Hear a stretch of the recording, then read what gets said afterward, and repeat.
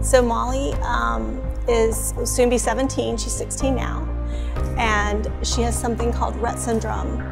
And so Rett syndrome it's a genetic disorder. Basically, they are unable to have purposeful use of their hands and they're unable to speak verbally.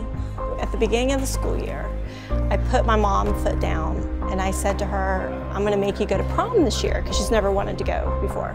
Later on, we were talking about science projects, what she wanted to do this year for the Science Festival. She said to me, I'm gonna build myself, if you're gonna make me go to prom, I'm gonna build myself a dancing wheelchair.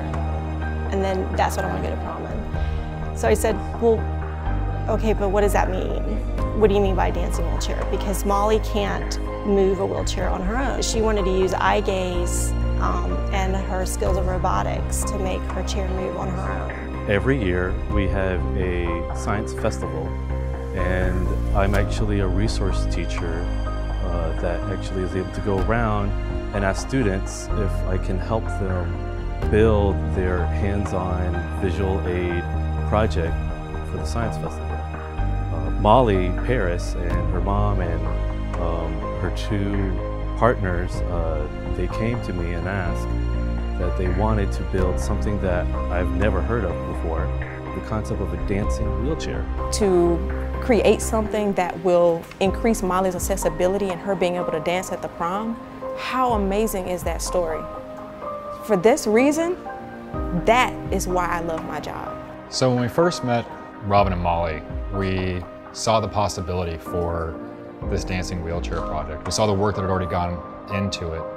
And we all sort of sat in a room and we kind of looked around and we said to each other, if we don't devote all of the resources that we can find and invest all of the energy that we can muster to ensure that this is a success for her, what are we even doing?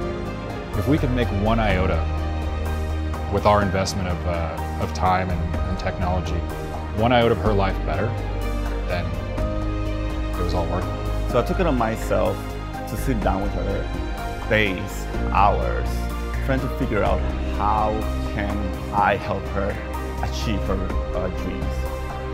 After those hours and days, we finally saw that.